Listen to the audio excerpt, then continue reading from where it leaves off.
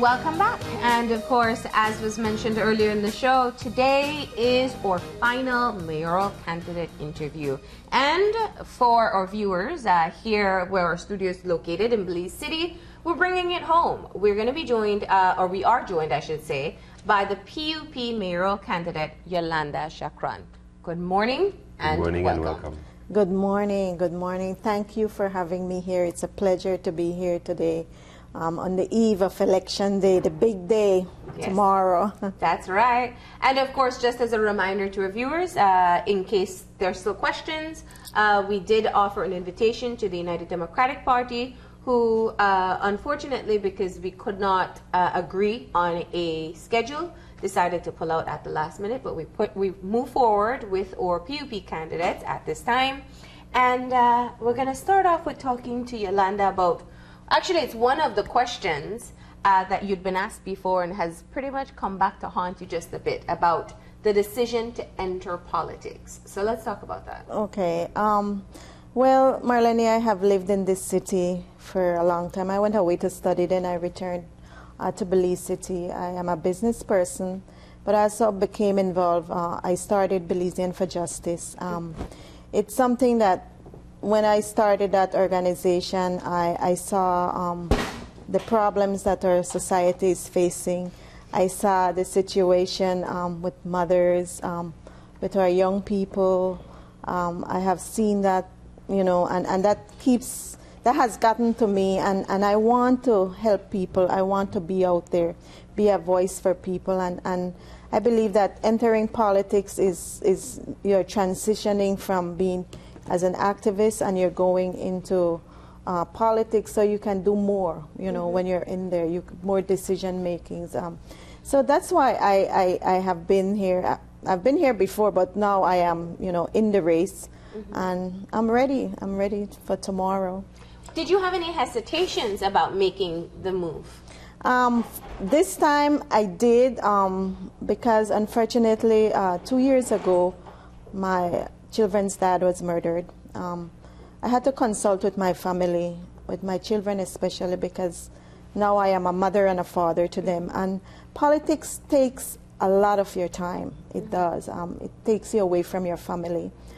This was a very short campaign, so we had to be pounding the streets. We are the opposition, so we have to put in the work. And so I did have a hesitation. I prayed about it. I finally convinced my daughter, who was very, very, like, she don't want, you know, but, and I must say that she's happy. Actually, she's flying in today from the United States because she wants to be, she's a first-time voter, and she wants to be part of the elections tomorrow, to be by my side. So I'm happy for that. What do you think you bring you will bring to the position of mayor if you're elected? Well, I will tell you this, William. I have been out there consulting with people, been talking to the people. That is how we came up with our manifesto. I think the office of mayor needs accountability, transparency. We need someone who will listen. I am a very humble person. I'm someone who believes that when you are elected, you serve those people. We have seen that there have been a lot of cement streets done, about maybe 10 miles of cement streets, but more importantly is that elections are about people. We have to have investment in our people. As we walk in the south side of Belize City, we see a total neglect of streets, of parks. The people have been totally abandoned. I live in the north side. I'm quite happy for what we have gotten, some of the streets. Unfortunately, some are breaking up. But to me, I think the south side deserves more. I have seen conditions where the streets, when it rains, people have to go through potholes, huge. They have to carry their kids to school and back. I have seen areas where there are no parks and playgrounds. People tell you, Miss, how can I take my children outside? We have seen an abandonment of sports. The young people, especially of the south side, are plagued with many social issues, as we can see the murders have started again. The people are telling us we have no way to go. We are trapped in our homes. There has to be a quality of life for people. My team and I are very committed to doing that. We're committed to listening to the people. We have seen that the people are overburdened with taxes. We have to change that. We have to get a fair and equitable distribution of the taxes in this city. The property taxes are just too high. People cannot afford to pay them. And now they're plagued with this new law that was put in that if you don't pay your property taxes, you can't get your driver license. People are telling me, Miss, I can't afford to pay my property tax. I can't get my driver license, but I make my living, they run on taxi or they drive on bus. So what am I going to do?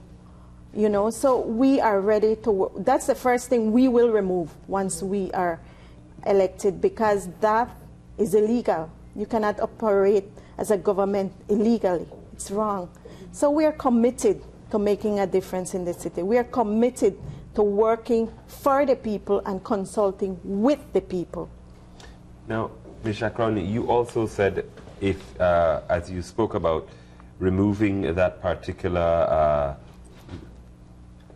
I don't know if law or stipulation, that the City Council has put in place, you also said that you would not accept or collect payment.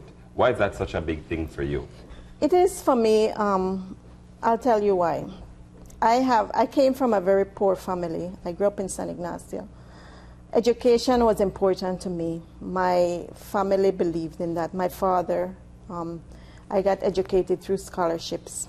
As I walked in this city, many women, single women, fathers came to me and said, I cannot afford to send my children to school. That really hurts me, because education is empowerment. When you educate your nation, you empower your entire nation. You know, you invest in your nation. So I said, what can I do for my community? God has blessed me, and I can take care of myself. But what can I do for the people of this city? How can I help them? So I decided, you know what? I will give my salary for a scholarship fund from childhood, because there are young kids who are not going to school, to all the way up to sixth form. I said, we have to make a difference. I want to make that difference. I have been doing it through my business, but it's small, at a smaller level. I would like this scholarship fund to grow so that more people have access to it. I want to see, when you're walking the Belize city and you see the children out of school, you see them, they can't afford. The mother say, I have to make a decision if I have to send this daughter or that daughter to high school because I can't afford it. That's very hard for a mother, you know, because you want your kids to be educated. So that's why. And, you know, I'm also a believer. And I believe that God wants me to do that for the people. That's the least I can do back for the people of this city. Now, I want you to talk about the team that you've put together, because the campaign is obviously done together. What are the strengths that you feel that your councillor candidates bring to the table? Okay, I can tell you we have a very diversified team. We have a young people. We have Micah Gooden, who's a very young guy. He's ready to work there. He understands the issues that are plaguing our young people. We have Charette Yearwood. She is a woman who works with young people at the education level. She's a UB lecturer. We have German Galvez. He's a young businessman, also going to school. You know, our team is very diverse. That's what I like about our team. And they're from the areas that they are representing. They have lived in there. They see the struggles our people are having. So they're committed. They want to see a difference. You know, it's 10 of us, 10 of them and one. And we have sat down, we have said when we are elected, this is what we want to do. What I like about my team is that they have compassion. I believe that leadership has to have compassion. You have to think about your people.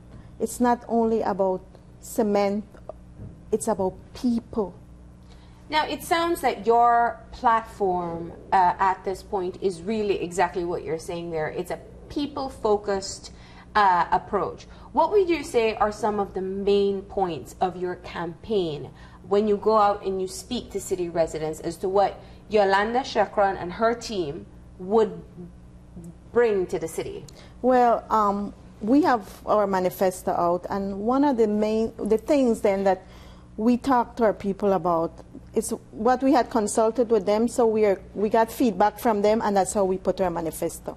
We talk about bringing more sports to the young people, because we have a lot of young people in this country, about over 90,000 young people. This city has a lot of young people. When you walk the south side, you see the young people. They're like without hope. So we say we need to bring back sports activities. We need to partner with the high schools, you know, so we can have tournaments for the young people. Another issue is we need to go back and look at the tax system. It's not evenly distributed. We need to consult with the people. We need to consult with the business community. This city, we see businesses closing every single day. We need to make it an environment that is more attractive for people to come in, open business. We have to speak to the business community for that. I'm a business person, and I know, you know, how that is. We need to, our elderly people, no one seems to focus on them. I have, on the campaign trail, I have seen many elderly come to me and say, you know, I try fix up my Lee house, ma'am, but as soon as I fix it, the tax man is there, and they tell me they raise my property tax. We need to give people incentives. We don't need to take and make people say, me now fix my house because the tax man went there. No, man. We have to give people incentives. You know, we have issues, the scholarship for the young people. We have streets in the south side that are in deplorable conditions. We need to work on those. We need to improve them streets. We need to fix them, maintain them. You know, so those are the issues that we are seeing right now, that the people really, really are talking to us, and those are, we will prioritize. You can't just go and say, I will do this because it will help me as a mayor, because my party will benefit from it. No, you have to serve the people. You have to forget after March the 4th, March the 5th, you serve PUP and UDP. You don't serve only the party where you represent. No. So, in terms of, you've spoken about pounding the pavement and also prioritizing what you see. What are the needs that the people have echoed that have resonated with you? The needs are like school fees, jobs. People want better streets, especially in the south side of Belize City. They want streets, they want drains. I visited an area where everyone had dengue, a street, because the drains are so clogged up and the water is black and murky. And they're telling me, they said, you know, when it rains, the drains are clogged up, so it comes into the house. A lady who had diabetes, she showed me that she got an infection because when it rains, the drain overflows and then she catches like a fungus. And that's very dangerous to people with diabetes, you know. So those are the things that people are telling. The taxes, many businesses are closing down. They cannot continue to operate. The taxes, you know, they're overburdened with taxes. Property taxes. People are telling you property taxes are too high. We heard, I mean, even Minister Finnegan McCarlin spoke about that. So can you imagine the regular people out there who, then taxes gone. This woman, I was out there, this woman told me her tax went from $400 to $1,400. She's 84 years old. She said, Mom, how can I pay this? I don't have money. I don't want to lose my house. You know, so those are the issues that are people are telling you over and over. And everywhere you go, you hear the same issues. You know, and so those are things that we have taken very seriously and we intend to address once we are elected. Now the question is how? Because one of the issues that is obviously of concern to persons like yourself who are a part of the opposition, if you were elected as mayor with your council, financing of the work of the council is going to be paramount. And we have seen in other instances where an opposition council may not be able to access as much funds through central government as other councils would be able to. So what are your plans in terms of being able to get the money that will be needed to finance, whether it's school fees, scholarships, streets and municipal and infrastructure work, and the other things that you've spoken of so far? Okay, first of all, I would like everyone to know that Belize City is the biggest municipality. We collect over $20 million in taxes every year, and that does not include no subvention. There are projects that are capital projects that you will partner with government that government will do. There are projects that we have that we see this city council taking credit for that are actually with like government of Taiwan or IDB. These are projects that are in the pipeline. So what we have to do, when I went over the audit report, I saw that there's a lot of waste, a lot of wastage, a lot of expenses that are not necessary. We saw $1.5 million in festivities and social programs, but we don't know what these things were given to. I mean, festivities, that's a lot of money when people are not out, don't have anything to eat out there. We saw some salaries that are very high. We saw contracts being given out, security contracts for $76,000 that we have no idea who got that contract. We have to bring down the expenses. As a business person, I know that when you run a business, your expenses have to go to the least. You have to minimize expenses. And so that's one thing we have to do. For scholarships, I am starting with my salary, and I would like to, we will appeal to the business community, to people out there. People have already told me, I would contribute to that, because once it's transparent and I see where the money is going, I have no problem with that. We have to be more business friendly, so the business then could expand, then could be successful. Then we will collect our taxes. We have to offer incentives to the businesses that are paying their taxes. So there are ways to get the money, because $20 million is a lot of money for this municipality. And so I believe that, and one thing I'm telling you, that we will not raise any taxes. This city is overburdened, so we will not raise taxes. See, now that's why I wanted to touch on that, because you have spoken quite openly about the tax system. However, that is what adds up to your $20 million. So do you have other strategies in place in terms of how to get additional funding if you will be addressing the tax system and still want to implement some of the ideas that you have? Well, what we would do is, once we get in there, we will sit down as a council and we'll strategize. But one thing I have noticed, there's a lot of taxes that are not being collected. A lot. And there's a lot of unfair taxing. We have to set up a system where we can collect these taxes, not by punishing the people, but, offering maybe incentives, maybe a certain discount, and those are the ways we want to look at it. We have sister city relationships where we can look for help. I don't see us doing that at this present time. So there are ways that once we get in there, we will sit down, we will talk, we will strategize, and move forward. One area, obviously, if you're to be elected, you and your team, you'd be under UDP administration in central government. How do you see yourself working under that situation? I have absolutely no problem working with the United Democratic Party, because I believe after elections are over, we have to work for the people. We have to work what's best for the people. I have been told that, suppose you become the mayor and then you have a UDP council, I said no problem. We will sit down, we will work together, we will forget what party.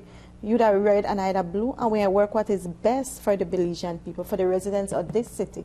Because that's important. We have to break away from this, if you're a UDP, you get this. If you're a PUP, you get this. When my government, that has to stop. We have to bring back good governance to this city. We have to do that. And it has to start somewhere. In terms of prioritizing the needs of Belize City residents, one of the things that you're up against, and you've spoken quite openly about it, is that people have quite enjoyed the better streets that have been cemented. And you have really taken an approach of infrastructure is almost secondary to the needs of the people. So how do you choose your priorities, given the fact that you know people are enjoying the expensive infrastructure, but you feel that the focus should be more based on those who are suffering within our community? Right. Well, because if you look at the south side of Belize, yes, we have one park, BTL Park, that costs a lot of money. But there are a lot of people from the south side that cannot come to that park. You have to pay a taxi. You know, so you have to prioritize your needs in that we have to address the issues that are affecting the south side. For example, the parks, the playgrounds, the streets. Some of those streets are deplorable. We have to say, you know what, we need to give more attention to the south side right now, because these people also pay taxes. I mean, when you walk the south side, there are a lot of businesses, you know, there are a lot of homeowners who pay their taxes, who are, you know, they work, they have jobs. So we have to address that issue immediately when we get in. Now, as you talk about open spaces for people, and what's your vision, a more greening of the city and creating of open and safe spaces, especially given the fact that there are challenges where people don't want to come out of their homes because of safety issues. So how will that become, how will you deal with that particular issue? Well, we're talking about the south side, let me tell you, there are a lot of parks already in the south side, but they have been abandoned. When I was out there, some young men came to me and told me, Ms. Shakron, we need somewhere for us to play games, to play basketball, football. He said, because we can't go to this area. I believe that what we need to do is we need to create a safe environment for these people in their area. There are challenges with crime. I can tell you that. I feel that even from when I was in Belize for Justice, I feel like it had not been addressed. Our young people have been abandoned. That's how they tell you. They tell you that playing straight in at the south side, we don't have nothing for live for. We need to bring back hope for their young people. We need to bring people who really care and really could talk to them, because you know, you sit and you talk to them, and many of them are very intelligent and they understand the issues. And I believe that, yes, we need to create spaces in their own community, and eventually maybe start, you know, going into those communities with people that can help them, that can talk to them, advise them, be positive. We have to give them positive outlets. They feel like there's nothing for them. One of the things, you're concentrating quite a bit on the south side and the issues that are there. Why is that an important consideration for you? Because very often we talk about bringing, breaking the disparity, bringing perhaps the south side up, but at the same time, how do you maintain a balance between the two parts when it seems to have become a really divisive issue between a north side and a south side, because that's not a construct that we were accustomed to in the first place? I think that the politicians have done that to us. Honestly, it's very unfortunate. We have 8 UDP ministers in the south side, and William, if you walk through the south side, I think you would know. You see it, and you see the people have no hope. I think that we have equality. Once we have human beings, we should all be equal. In God's eyes, we're all equal. The south side needs a lot of attention, and that's why I speak about it, because these people have been neglected. I think we have the north side, which I live in the north side, but the south side, the north side is here, and the south side are way down here, and it's getting worse. We need to bring these people up. You know, we need to bring them up, and we need to invest in these people, because it's not fair to see the way they're living. You know, the challenges they face every single day. It's not right. We have to have quality of life. Now, you have spoken quite a bit about transparency and accountability, and have really challenged Mayor Darrell Bradley on some of the issues within the audited report. In fact, I think it's one of the times he's really had to defend the most some of his actions. What do you plan to do in terms of ensuring that if you are elected as mayor, that you will be as transparent and accountable as you are now holding him responsible to? Well, the first thing I would do once I'm elected as mayor, when I'm elected as mayor, I would go in there and do an audit. Mm-hmm. An audit has to be done because we see figures on this audit that Mayor Bradley put out that it just doesn't seem right when we see that he puts assets, he puts streets as assets and drains as assets. That just doesn't seem right. It doesn't seem correct. So we have to do an audit, and what we will do is the first 100 days we will do a thorough audit and put it out to the community, so people could see, the residents of Belize City could see what we have. We intend to every 3 months bring out a report on what we're spending, how we are spending it.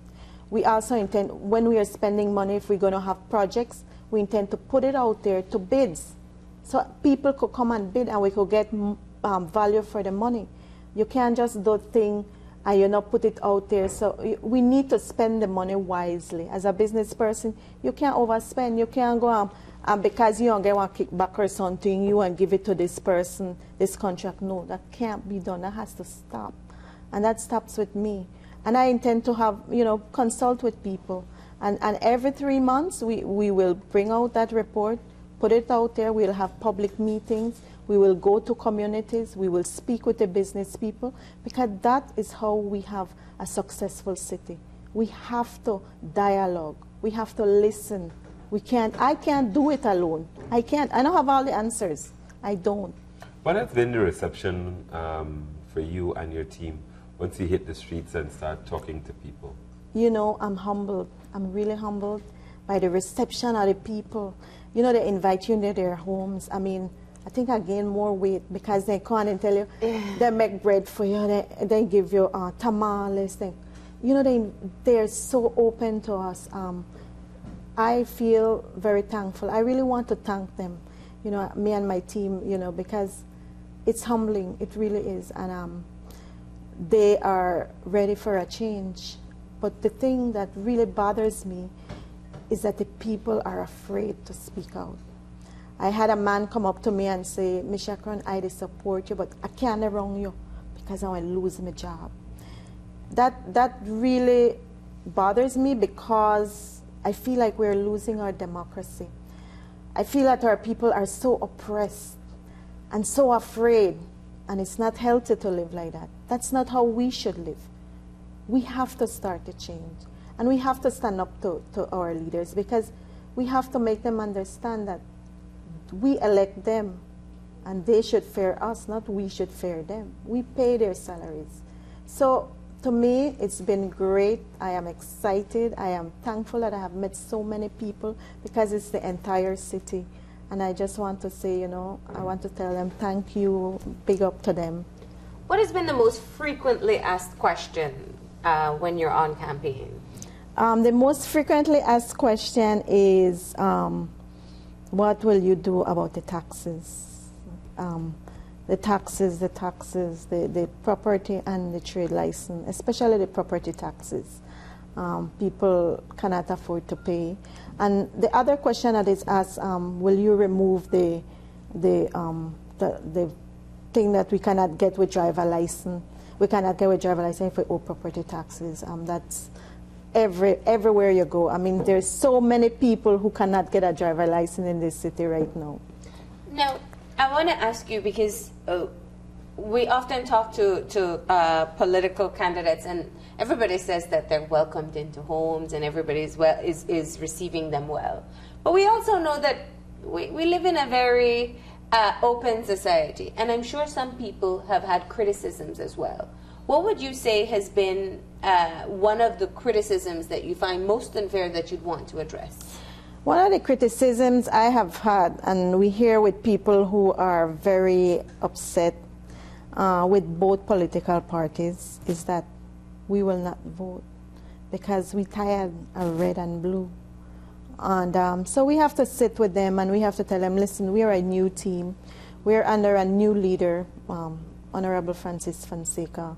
A lot of people know me, a lot, because I've been working in the community. And so you have to sit with them and you have to tell them, listen, that are your rightful vote. You know, you have to make a change. We want you to hold us accountable. You know, I tell people, listen, I will be a mayor who will have my doors open. I will be a full-time mayor.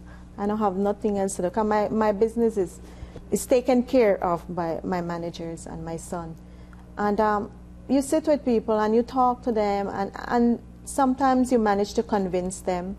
I've had people who I've given my phone number, they have called me back and they have said, you know, Ms. Shakron, we'll give you a try. We'll give you and the team a try.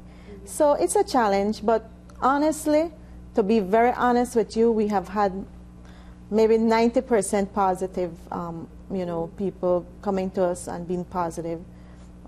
Very few negative. I have had people tell me, man, they opened the door for you last time. Those people were very hostile, but now they open the door and they invite you in. So that's a good sign for us. And final words as we wrap this segment? I just want to say thank you to every resident out there who has opened their doors. You know, come out tomorrow, March the 4th. Let the change begin. Vote PUP down the line. And I say God bless you. And let us have some peaceful election. Tomorrow we'll be in our red and our blue shirts. But after tomorrow, just remember we're all Belizeans. And let us love each other. And let us live in peace. And I want to thank you, Marlene and William, too, for having me here today. God bless you both. All right. Best of luck to you. Thank you. And with that, we're going to go ahead and take a break. And when we come back, we'll be joined by the first Belize Peer Helpers group. Stay tuned.